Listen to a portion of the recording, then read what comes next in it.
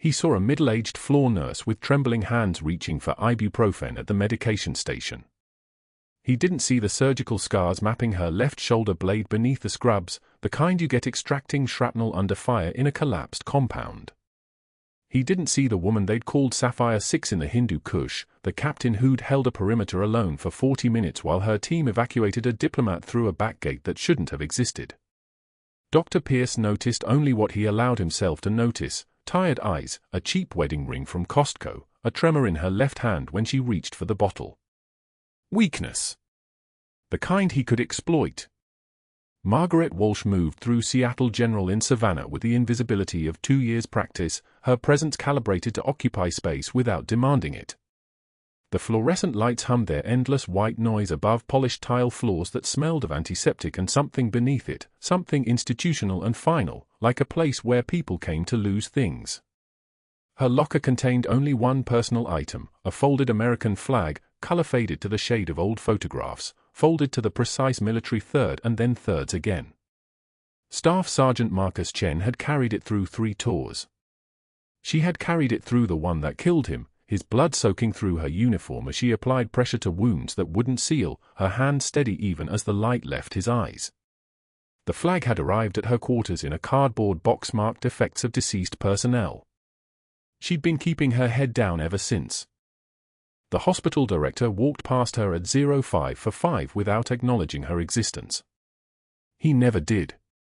Margaret continued labeling blood cultures with the kind of precision that made her invisible, thorough enough that no one questioned her work, quiet enough that no one remembered she was there. This was her profession now. 2 years of smaller shifts, fewer surgeries, no trauma assignments. 2 years of folding into the background like a nurse from central casting, the kind with a sensible haircut and orthopedic shoes, the kind you forget before you leave the parking lot. But the tremor in her left hand was real. Dr. Pierce appeared in the ICU doorway at 06 for 5, beginning his morning rounds early, flanked by 6 residents in pristine white coats that still had creases from the hospital laundry. His swagger preceded him like a shadow, shoulders back, chin elevated, moving through the ward as though he owned the building's foundation and everything erected upon it. He was 53 years old with hair dyed black at a salon that cost $80 a visit and a Patek Philippe watch that caught the light the way he caught compliments. His voice was the kind that filled a room without needing to raise volume, a tank idling in a garage, power expressed through absolute control. Margaret continued checking the EKG monitor at Bay 4, her movements economical and unhurried.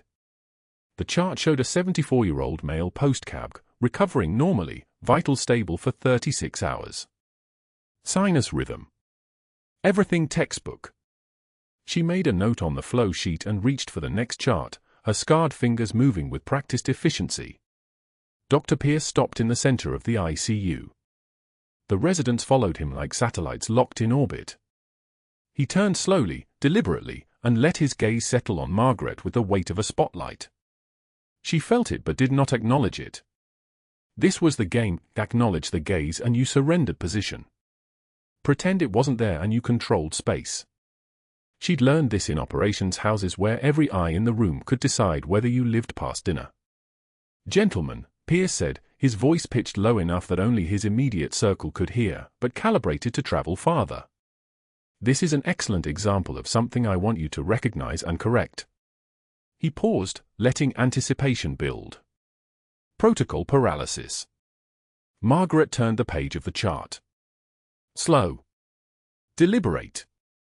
Hands perfectly steady. "You see," Pierce continued, moving closer to the nurse's station where Margaret stood, "our experienced floor staff, and I do mean experienced in the traditional sense, they have a tendency to adhere to procedures that haven't been revised in a decade. Perhaps longer. They believe the old protocols are safety measures. What they don't understand is that medicine is a dynamic field. It progresses. Some of us, however, remain stationary." The residents laughed.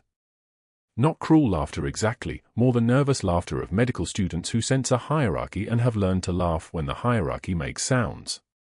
Margaret continued writing. Her handwriting was controlled. Perfect. The kind of handwriting that someone had trained into her during a briefing on how to disappear in plain sight. "Notice," Pierce said, now standing directly beside her, his presence forcing her to either acknowledge him or pretend the air hadn't changed temperature, "how she reaches for the old drug protocols even when we've transitioned to the new formulations. This is what institutional inertia looks like, residents. This is what happens when you don't stay sharp." Margaret turned to the medication cabinet and retrieved a saline flush from the shelf. She did not look at Pierce. She did not respond. Her jaw tightened, a single muscle contraction, invisible unless you were looking for it, invisible unless you'd trained for years to recognize physical tells in hostile environments. But her hands remained perfectly steady. "Of course," Pierce continued, warming to his audience now, clearly enjoying the rhythm of intellectual demolition, "some people find it easier to maintain outdated methods than to admit they've become obsolete. Don't you find that's true, Margaret? Easier to just keep folding, keep walking, keep believing that 20 years of the same approach equals competence." "The medication is ready, Doctor," Margaret said quietly. Her voice was the color of still water, flat, reflective, revealing nothing underneath. She moved past him to continue her rounds. Pierce stepped sideways, positioning himself directly in her path. Not blocking her, but making it clear that forward motion would require deliberate acknowledgement of his presence. This was psychology. This was the escalation dance he performed every morning for 6 residents who needed to understand the hospital hierarchy. Margaret understood it too. She had stood in rooms where the stakes were measured in human lives and where this exact type of positioning preceded either negotiation or lethal violence. She stopped. She turned her head. She looked at him with eyes that registered nothing, no anger, no hurt, no fear, none of the reactions that would have satisfied him. Just a flat, professional assessment, like she was cataloguing a lab value. "Your recent performance reviews," Pierce said, adjusting his stethoscope as though he'd lost interest, "have been adequate. But adequacy is not excellence, and excellence is all we accept here at Seattle General. Perhaps you might consider whether floor nursing is still the right fit for someone at this stage of their career. There's always the laundry service. I hear they have openings." The silence lasted exactly 2 seconds. Margaret's face did not change. She did not flush. Did not step back. Did not defend herself. She simply calculated, the way her hands had calculated trajectory and wind resistance during her last deployment, the way her mind had calculated threat assessment in a compound where every shadow could have contained a weapon. "The patient in Bay 7 needs his for repositioned," she said, still in that same flat voice. "Infiltration on the left hand. It's been running for 3 hours. Pierce smiled. He actually smiled, the way a predator smiles when it realizes the prey isn't going to run. "Thank you for reminding me why protocols matter so much to people like you. Run along, Margaret. I'm sure someone needs medication refills." She moved past him. The residents parted like water.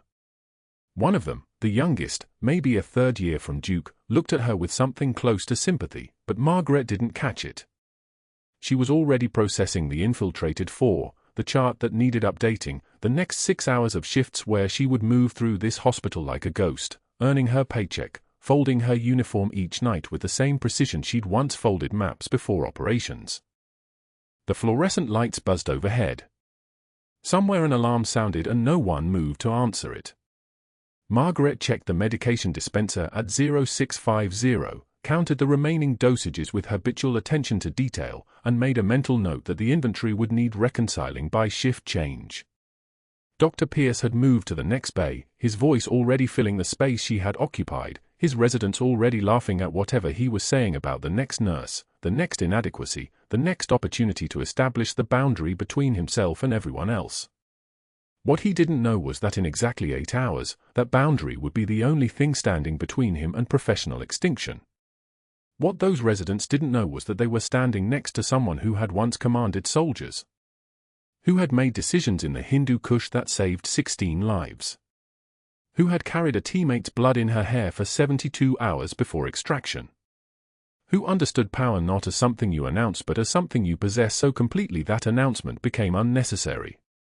Margaret Walsh folded the infiltrated full line into a sharps container at 0651 and continued her rounds, her hands perfectly steady, her face perfectly composed, her presence so carefully calibrated to be invisible that no one in that hospital, not a single resident, not the head nurse, not even the director himself, had any idea what they were actually looking at.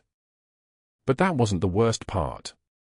The worst part was that Dr. Pierce had just created a precise record of his contempt, and that record had been witnessed by residents who would eventually sit for licensing exams and board certifications and interviews where references mattered. The worst part was that he'd positioned himself directly in her path, which meant he'd revealed his location, his routine, his vulnerability to anyone trained to recognize it. The worst part was that she had exactly 3 hours before Captain Marcus Torres arrived at Seattle General's emergency entrance, bleeding from an accident that would require the kind of decision that would make everything change. The vending machine hummed its lonely electric song when Pierce found her. Margaret stood before it like a penitent at an altar, reaching for the granola bar on the third shelf, the one with actual nuts, the one that cost 30 cents more because she'd stopped pretending to care about the hospital cafeteria's calorie-conscious salads. She heard him before she saw him. His cologne arrived first, something that cost more than her shift paid, something that smelled like entitlement bottled and sprayed on morning skin. The fluorescent lights overhead buzzed their indifferent frequency as she inserted $2 bills into the slot. Maybe try the gym instead of the snack aisle, Walsh. The words arrived loud enough for the foot orderlies standing near the medication cart to pause mid-conversation. They didn't know they were watching a moment that would define how little they understood about the person they'd been calling the old nurse behind her back. Pierce's voice carried the particular cruelty of a man accustomed to an audience. He positioned himself beside her with a deliberate spacing of someone staging a scene, his posture relaxed, his expression one of casual concern, the kind of concern a surgeon gives when he's decided you're both incompetent and pathetic. The snickers came quick. Nervous laughter from orderlies who'd learned that laughing along was safer than staying silent. Margaret's hands remained perfectly steady as she retrieved the bar from the metal spiral that released it with a mechanical clatter. Her jaw tightened once, imperceptibly, but the rest of her face remained a blank slate, not the stillness of someone defeated, but the absolute composure of someone who'd learned long ago that reaction was currency, and she refused to spend it on him. She turned and walked past Pierce as if he were furniture. Not with defiance. Not with dignity performed for an audience. But with the absolute indifference of someone who'd walked through worse than this, stood in places where a man's words meant nothing against the sound of incoming fire. The orderlies watched her go, some of them sensing something they couldn't quite name, a quality in her departure that suggested Pierce had just attacked someone he fundamentally did not understand. An hour later, during the 1100 medication review, Pierce leaned over her shoulder while she stood at the medication cart. A pharmaceutical rep stood beside him, a young man in a polo shirt with the company logo embroidered over his heart, the kind of rep who still believed that charm and a firm handshake could move the world. Pierce stage whispered loud enough for Margaret to hear every word, "Don't mind Grandma here, she still uses paper charts because computers scare her." The rep laughed nervously, uncomfortable with the cruelty but not willing to risk his commission by objecting. Margaret's penmanship remained flawless as she continued documenting medication administration times and patient responses in the old-fashioned ledger system that Pierce had been trying to phase out for 18 months. She was not scared of computers. She was cautious about digital trails. Paper charts couldn't be hacked from a Pentagon server. Paper charts couldn't be subpoenaed by the wrong people. Paper charts kept her ghost identity exactly where it needed to be, invisible. "Are you even listening, Walsh?" Pierce's voice had taken on the sharp edge of frustration. He wanted a reaction. Wanted to see her flinch, or flush, or respond with the meek deference he'd been grooming her toward. Margaret looked up from the medication log and met his eyes with absolute neutrality. The light caught her irises at an angle that made them look harder than they had a moment before, the color of storm-darkened water. Her voice, when it came, was level and precise. "Yes, doctor." 2 words. That was all it took to infuriate him more than any sharp comeback could have managed. Because the problem wasn't her defiance, The problem was that she'd absorbed every insult he'd hurled, every public humiliation, every carefully orchestrated moment of contempt, and she'd responded by refusing to give him the satisfaction of her pain. Her composure was a mirror held up to his own inadequacy, and he sensed it without understanding why. Pierce's face darkened as he turned away, muttering something about termination reviews and conduct violations, already calculating his next move. The thing Margaret knew that Pierce didn't was that he was planning in straight lines while she'd learned to think in three-dimensional tactical space. He saw a nurse he could break. She saw a man whose moves were transparent as glass. He'd already activated his network at 10:45 that morning, 2 phone calls to board members he'd brought onto the hospital's compliance committee during last year's budget discussions. Both calls had gone the same way, accusations about Margaret's outdated practices, her resistance to modernization, her tendency toward insubordination. Both board members had taken notes. Both had promised to help build a file thick enough to bury her before she could connect any remaining dots about the phantom CT scans billed to Medicare, the equipment purchases that had been invoiced but never arrived, the $847,000 in missing radiology supplies that should have raised more questions than it had. Pierce had learned early in his career that if you moved fast enough and loud enough, you could bury inconvenient people before they learned to ask inconvenient questions. Margaret represented 3 things he couldn't tolerate: a witness to his financial irregularities, a refusal to acknowledge his superiority, and a person who clearly had some kind of background that made her unafraid in ways that threatened his authority. The termination file would solve all 3 problems simultaneously. By next Friday, she'd be gone, and the investigation into her conduct would ensure that no hospital in a 100-mile radius would touch her application. What Pierce didn't know was that Margaret had already documented everything. Every phantom charge, every missing equipment delivery, every inflated billing code. Not in the hospital system, never there, but in a leather notebook she kept locked in a storage unit across town, the kind of documentation that would make sense to the right people, the kind that had already been emailed to an encrypted server through a routing system that would take the FBI 3 months to trace if they tried. The call came at 1,347 hours. Trauma incoming from Fort Stewart, training accident, level 1 activation. The intercom crackled with the kind of urgency that shut down the normal rhythms of a hospital and substituted something faster, colder, more primal. Margaret was assigned to the receiving team because 2 nurses had called in sick that morning, Pierce's doing, she knew with certainty, shuffling the schedule to overwork her, to pile frustration on top of humiliation and hope something might finally crack. She pushed the thought aside as she pulled on a fresh pair of gloves, snapping them like gunshots in the staging area. The ambulance screamed into the bay at 13:52, its lights painting the concrete in alternating red and white.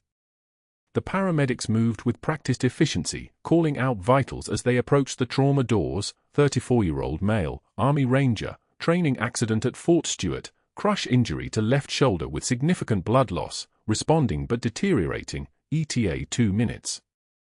The stretcher wheel squeaked across the threshold, and when Margaret saw the patient's face, something in her chest shifted sideways. Captain James Torres. Age 34. The man who commanded her son David's unit in the 75th Ranger Regiment. She'd seen his face in David's Instagram photos, a background figure in tactical gear, professional distance in every frame. She'd heard his name on Sunday phone calls, the only conversations with her son that still reached her, the ones where David's voice softened slightly. Captain Torres says I'm improving on land nav, Mom. He thinks I might have what it takes for the selection course next year. Now Torres was grey-lipped and struggling against the paramedic's grip, his breathing shallow and irregular, his left side rising less than the right. Vitals were deteriorating by the second. Margaret's hands moved through the receiving protocol automatically while her mind recalibrated the weight of the moment. This wasn't just another patient. This was a thread connecting her to the life her son lived in, a place she couldn't reach, a person who knew David's capabilities and limitations in ways she never would. She established for access on the first attempt despite the instinctive response her body wanted to make, her needle sliding into the vein with the kind of precision that came from muscle memory, the kind of muscle memory from a place and time she'd learned to bury. Dr. Pierce took command of the trauma bay, his voice loud enough to establish hierarchy, calling out standard pneumothorax protocols while Margaret continued working. But something was wrong with what Pierce was missing. Torres's neck veins were distending visibly, his trachea deviating slightly to the right, his skin taking on the mottled quality of someone whose oxygen was being stolen by pressure inside his own chest. "Doctor," Margaret said quietly, her voice not deferential, not demanding, just stating a fact, his breath sounds are absent on the left. "We should evaluate for mediastinal shift." Pierce's head snapped toward her like she'd physically struck him. "I don't need nursely hysteria, Walsh. It's a simple pneumothorax. Standard tube placement protocol." But Margaret could see what he wasn't seeing, the way Torres's blood pressure had dropped despite the fluid infusion, the way his lips were taking on a blue tint despite high-flow oxygen pushing 15 liters per minute. This wasn't a static pneumothorax anymore. This was a tension pneumothorax, pressure building inside his chest cavity with every breath he took, pushing his heart away from the midline, crushing the vessels that should be filling it. "His JVP is elevated," Margaret said, her voice still level, still composed, but now carrying something underneath, a quality that made the junior residents pause. "His hypotensive despite fluid resuscitation. This is tensioning." She spoke the observation plainly, the way you'd report a fact about the weather. "His saturation's dropping despite high-flow oxygen. 91 now. 88. Pierce stepped close to her, his voice dropping to something venomous, something that only Margaret could hear. "Are you questioning my assessment?" His hands were balled into fists at his sides. His face had flushed the particular red of a man who'd just been contradicted in front of an audience. "You are a floor nurse. Floor nurses do not question attending physicians. You will know your place." Margaret stood perfectly still. She didn't retreat. Didn't apologize. Didn't offer the placating body language he was trying to extract. Her voice, when it came, was steady as a metronome. "I'm requesting you examine his hemodynamic status immediately." And that was when the monitor began to scream. The monitor's alarm didn't just sound. It screamed. Torres's chest heaved once, twice, then stopped moving altogether. The steady beat that had been tracking his heartbeat fractured into the stuttering wail of a system collapsing. Margaret was already moving before the first resident looked up, her body responding to a frequency only combat medicine recognizes, the sound of a soldier dying. "He's crashing," someone said. "Unnecessary."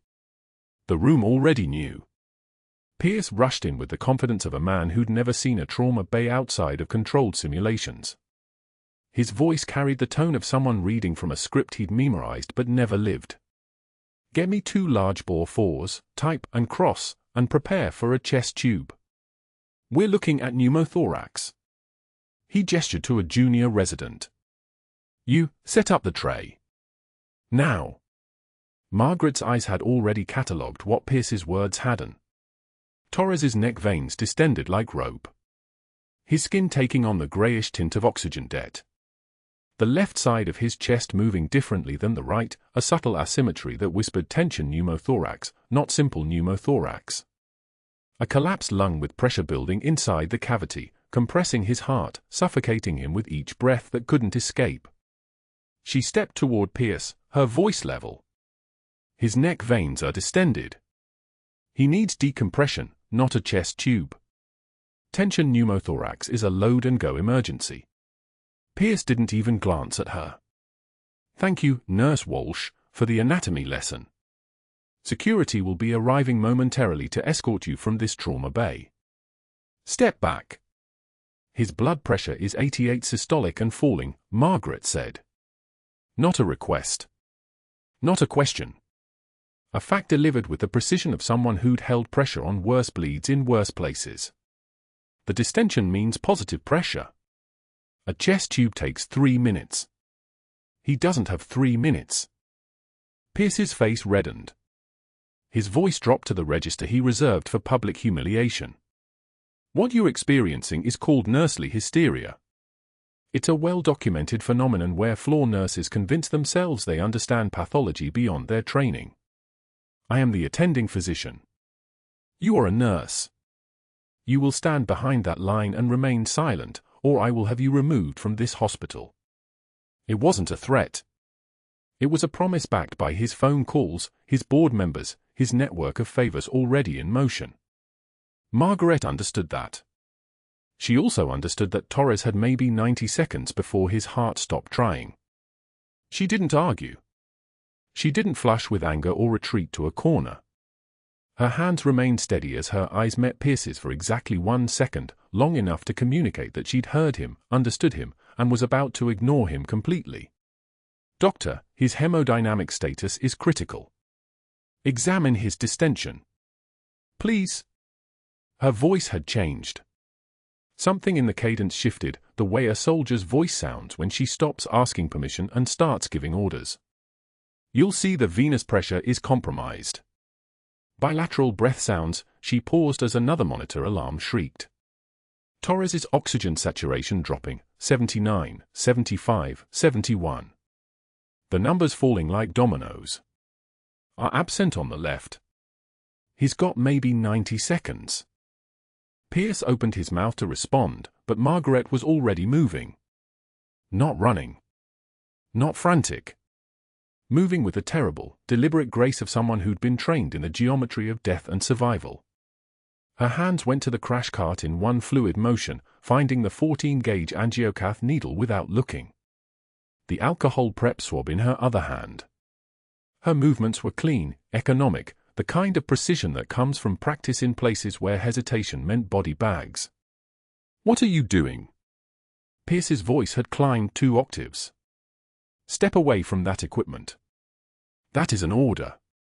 Margaret's jaw tightened. Just slightly. The only visible response her body allowed itself.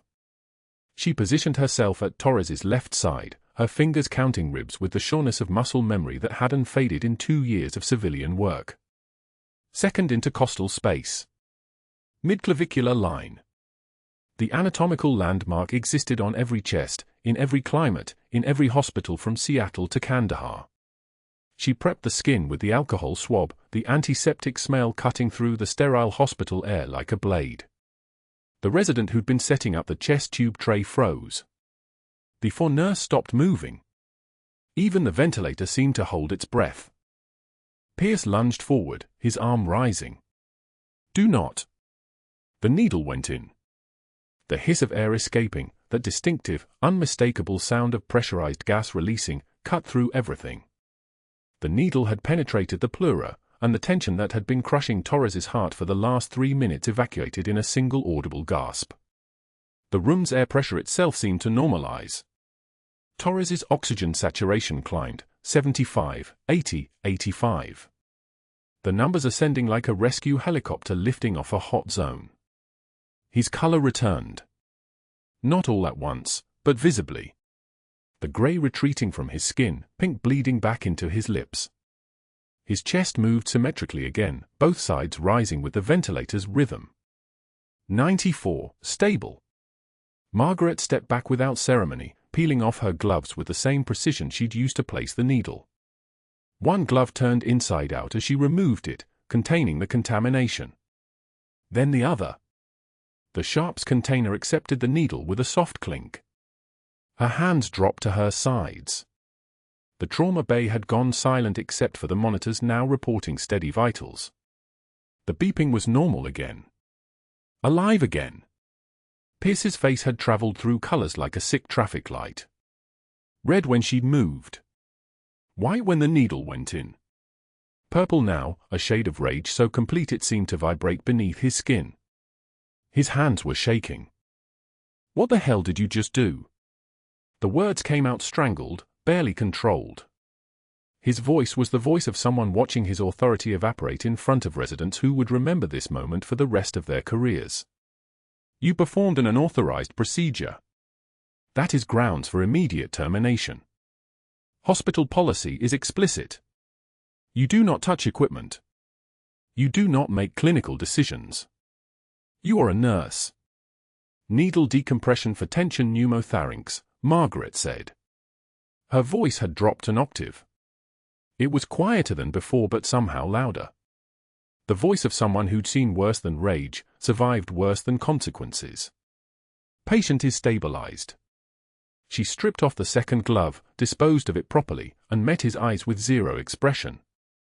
The MacGuffin, the folded flag from her locker, the one she carried in her scrub pocket from a teammate who'd bled out in the Hindu Kush, pressed against her chest like a weight she'd been carrying for 2 years, waiting for this exact moment. Not waiting, but ready. Always ready. Pierce was already pulling out his phone, his fingers moving with the fury of someone activating every favor he'd ever accumulated. I need security to Seattle General's Trauma Bay. Now. Code 7. He didn't wait for acknowledgement before dialing again. The hospital administrator this time. His voice low and venomous. Dr. Hendricks? It's Pierce. Nurse Margaret Walsh just performed an unauthorized procedure in my trauma bay. I want her badge pulled. I want an investigation started. Tonight. And pull everything from her personnel file. I want her references contacted. All of them. The residents exchanged glances. Margaret, Chen begins, his voice carrying the practiced neutrality of someone who's terminated employees before. I need to read this statement, and then we'll discuss your response. He clears his throat. Performing unauthorized medical procedures. Insubordination. Creating a hostile work environment through your resistance to feedback from attending physicians. Pierce shifts his weight forward, almost vibrating with anticipation. His brought Dr. Reeves, a thin woman with sharp cheekbones and sharper eyes, someone Margaret recognizes from hospital gossip as Pierce's ex-girlfriend, now a board investigator. Reeves opens her file like a prosecutor unveiling evidence. We contacted your references at Atlanta General, Reeves says, her pen hovering over notes. Interesting. 3 of the physicians you listed, Dr. Morrison, Dr. Hassan, Dr. Chen, they have no employment record of you. No personnel file. Nothing. She looks up, waiting. How do you explain that? The question hangs like a blade. Margaret's jaw tightens, but only slightly, the kind of muscle movement most people miss. Her hands rest in her lap, perfectly still. The truth is buried in a classified file at Langley, marked Operation Sapphire Echo, her captain's bars and commendations erased along with 15 other operators who officially never existed after the mission went sideways in the mountains. Afghanistan, 2019.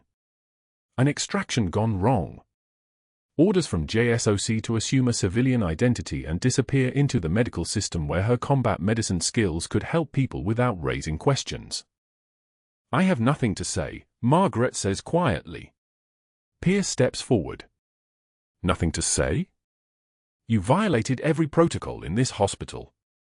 You performed a surgical procedure without authorization, without training credentials on file. I'm certified in advanced trauma life support, Margaret interrupts, her voice dropping lower, more controlled. Combat medicine qualifications. Field surgical protocols. The silence that follows is so complete you can hear the ventilation system humming through the ceiling vents. Chen's pen stops moving. Reeves's eyes narrow. Pierce's face goes the color of old brick. Where, Pierce says slowly, did a floor nurse get combat medicine certifications? Margaret doesn't blink. Doesn't shift. Doesn't explain that the certifications are filed under a name that no longer legally exists, that her commanding officer signed off on her deployment to Seattle General with a single phone call to a Pentagon liaison, that she was sent here specifically because she was too good at what she did and needed to disappear. I'm not discussing my background. Chen leans back in his chair, studying her with new calculation. We also received a concerning call from your previous employer.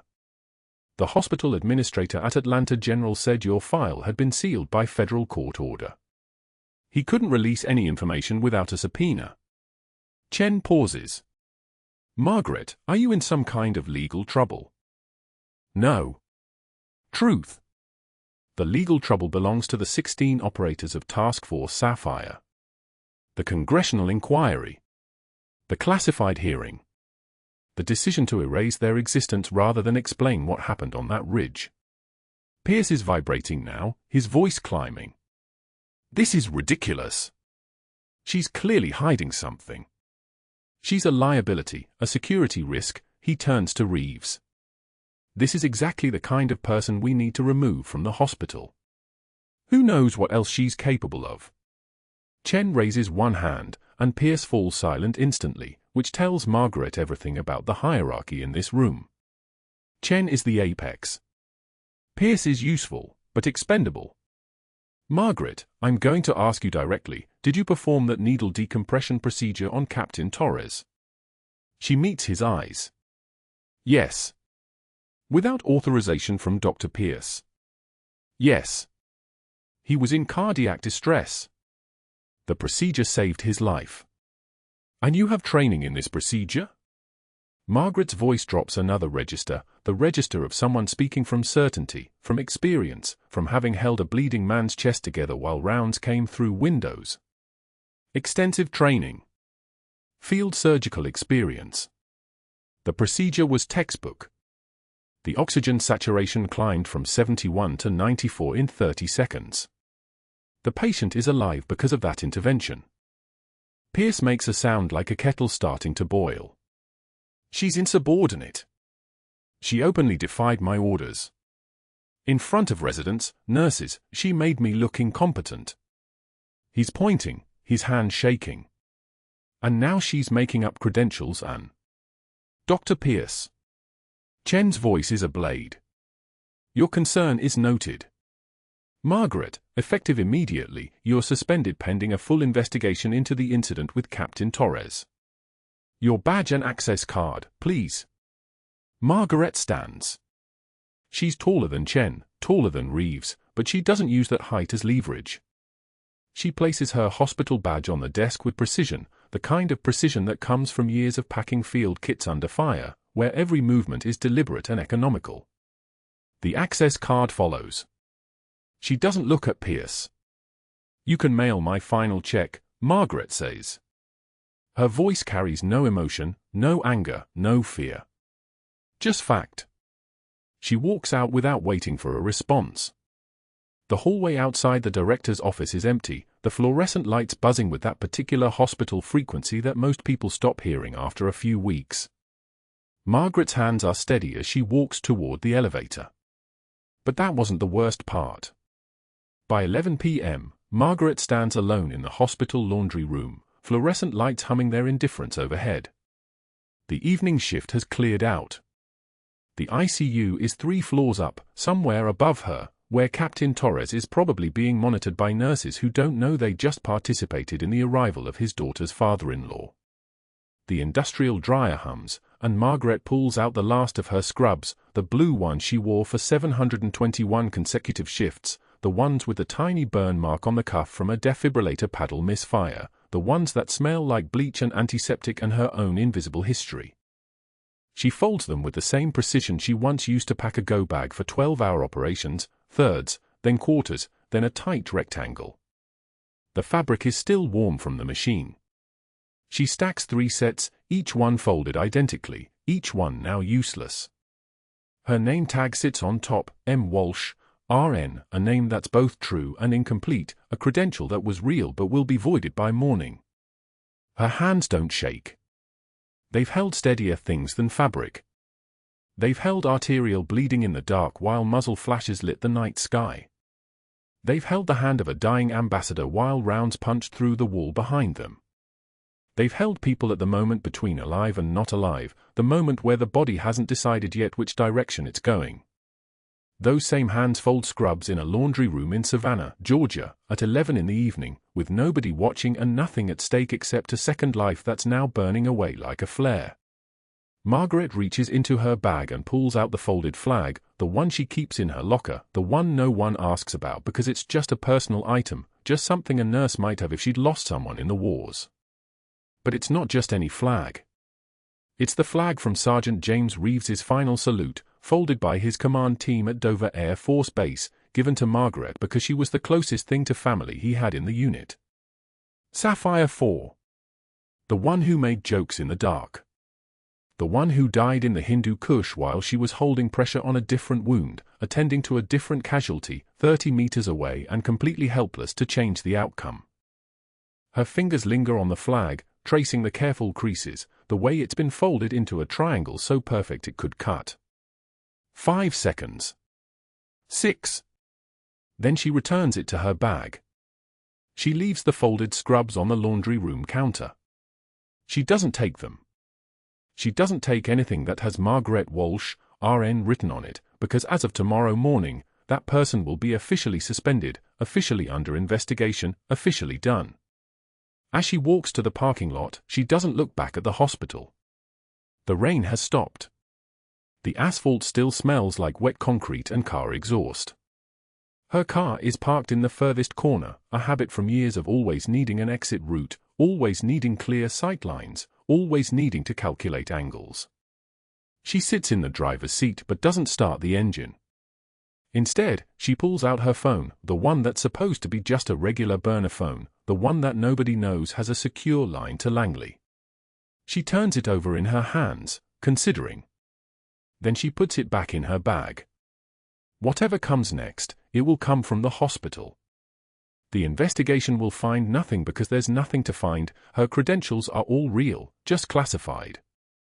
The background check will hit walls because those walls were built by people higher in the chain than a hospital board ever reaches.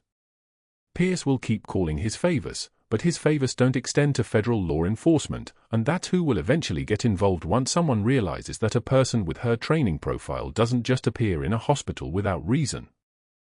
Margaret starts the car. The radio comes on automatically, some pop song that means nothing to her, from a world that was never meant to be hers. She turns it off and drives home through the empty streets of Savannah, past the Spanish moss hanging from the oak trees like the ghosts of people who belong to this place in a way she never will. By the time she reaches her apartment, it's 11:11 p.m. She sits on the edge of her bed in the dark, still in her civilian clothes, still holding the weight of a day that ended her second life before it ever really began.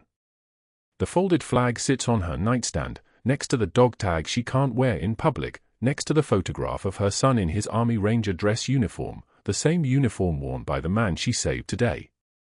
3 hours. That's all it took to burn everything down. The commotion started in the ICU the next morning when Margaret arrived to collect her locker contents. A patient from the VA transfer had woken up screaming, but not from pain. The man lay in the corner bed, sheets tangled around his legs, pointing directly at Margaret with a tremor that made his full line dance. His voice cracked like dried leather, "Gin. Gin."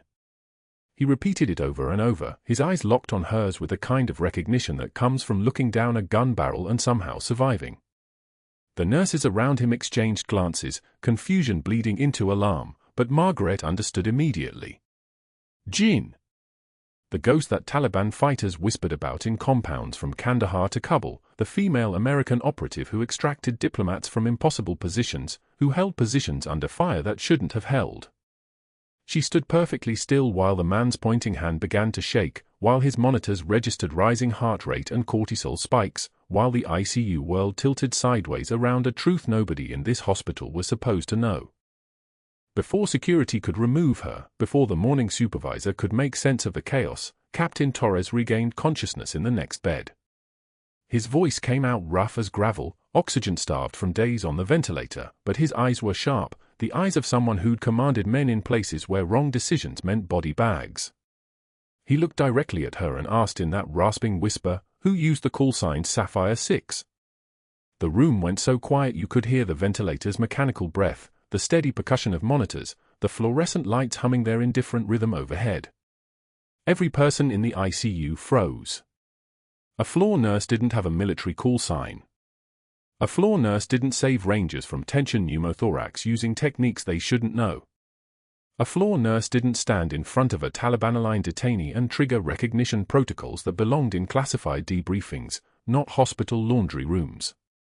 The door opened. A Marine colonel in dress blue stepped forward. He'd been visiting another patient, his son recovering from an ACL repair, and his face had shifted from casual visitor to something with weight. He pulled his phone from his uniform pocket with the precision of someone handling ordnance and began reading in a voice designed to carry authority, "Captain Margaret Walsh, Silver Star, 2 Purple Hearts, citation classified Operation Sapphire Echo, held defensive position against asymmetric assault force for 40 minutes while conducting emergency medical intervention on diplomat under fire.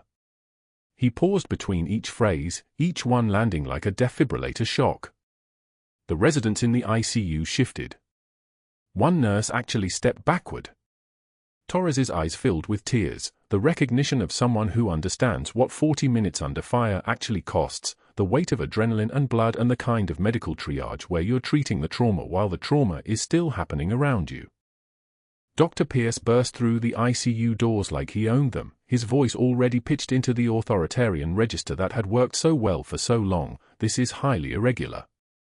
Restraining orders, patient privacy violations, unauthorized, but the Marine colonel didn't pause. He continued reading with the calm authority of someone whose voice had silenced rooms full of generals. Insurgent assault lasted 42 minutes. Captain Walsh maintained medical competency while engaging threat. 0 civilian casualties. Ambassador and 2 State Department officials extracted under fire. Commendation signed by CENTCOM, approved by the Secretary of Defense. Each sentence was a nail in Pierce's collapsing structure, each detail stripped away one more layer of the fiction he'd constructed. Pierce's face cycled through colors, purple to white to a shade of gray that suggested his circulatory system was failing. He tried again. She violated hospital protocol. She exceeded her scope of practice. But his voice had lost its resonance. It sounded thin now, desperate, the voice of someone trying to hold back an avalanche with a clipboard. The hospital director arrived 2 minutes later, Chen moving slowly through the ICU doors with a file folder tucked against his chest like something contaminated. His face had shed the careful administrative composure he'd maintained yesterday. This was the expression of a man who'd spent the last 18 hours reading documents that had rewritten his understanding of his own institution. Behind him came the board investigator, Dr. Reeves, her skin tone suggesting she hadn't slept, or that she'd spent the night throwing up. Chen's voice was quiet, the kind of quiet that makes people lean in. Dr. Pierce. My office. Now. It wasn't a request. It was a command delivered by someone who'd just discovered that the weapon he'd authorized against Margaret had actually been aimed at his own hospital all along. Reeves held up a different folder, her hands shaking slightly. 14 months of CT scans billed to Medicare for patients who never received them. Equipment purchases signed by your authorization for machines that never arrived at any facility.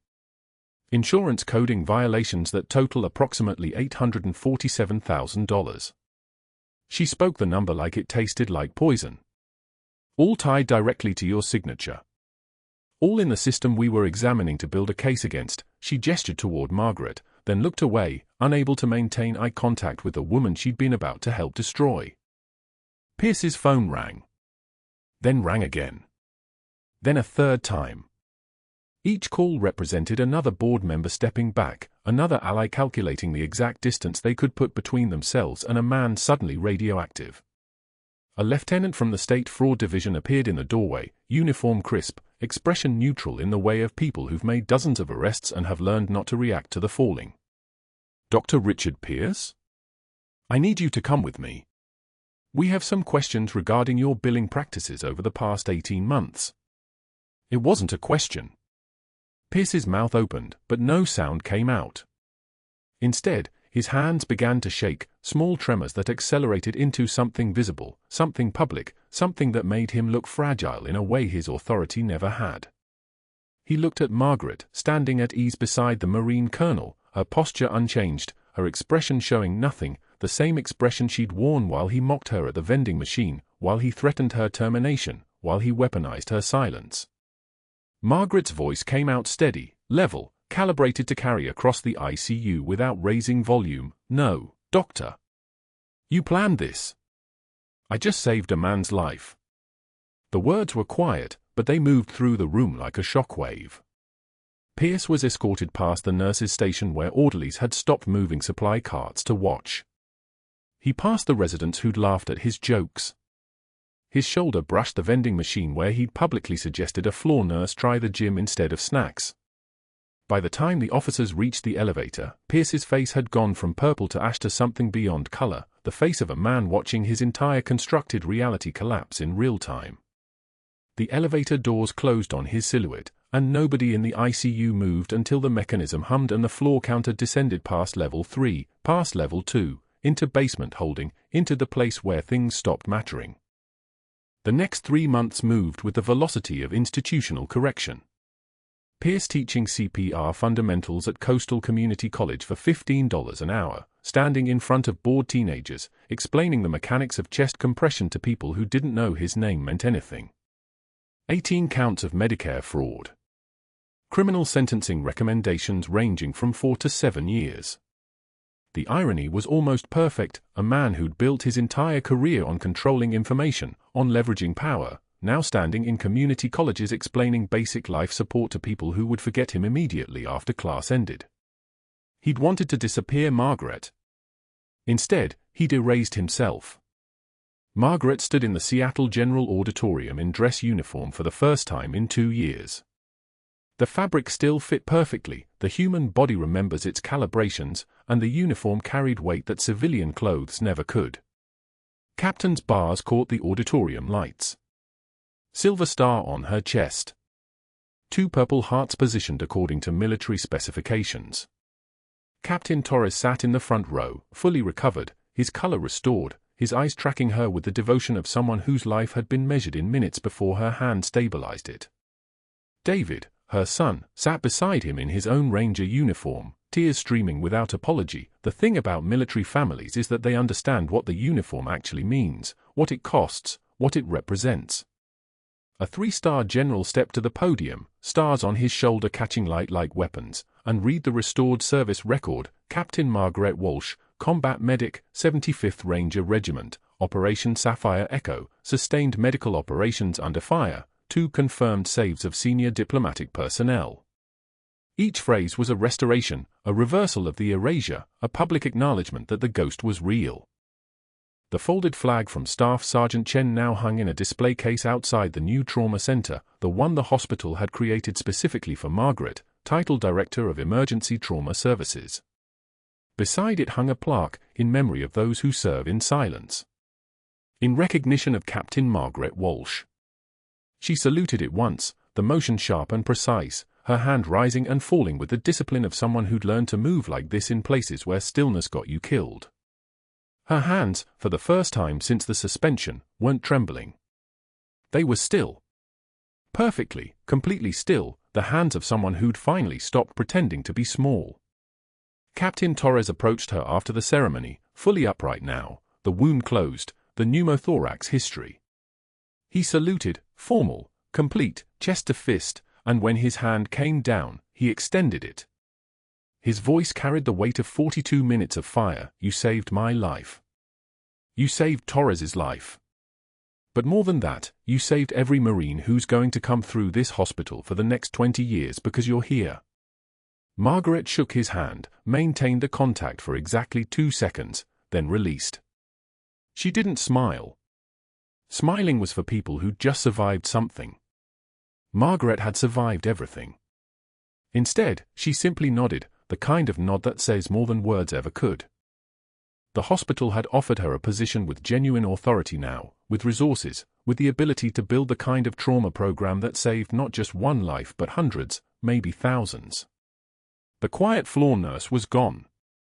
The legend had walked out of the shadows and into the light, and the transformation had happened so completely that nobody even remembered the humiliation anymore. They only remembered the save. They only remembered the precision.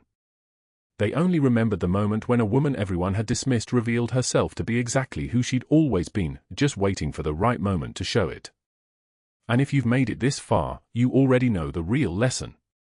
It's not about military service or classified operations or dramatic reveals. It's about what happens when institutions protect the wrong people and punish the ones trying to do the right thing. If this story hit something in you, if you've ever been underestimated by someone with a title and no actual competence, please subscribe and comment below. Tell us about a time someone surprised you by revealing capability nobody expected. Because the quietest people in the room often carry the heaviest weight, and someone out there needs to know that their silence doesn't make them invisible.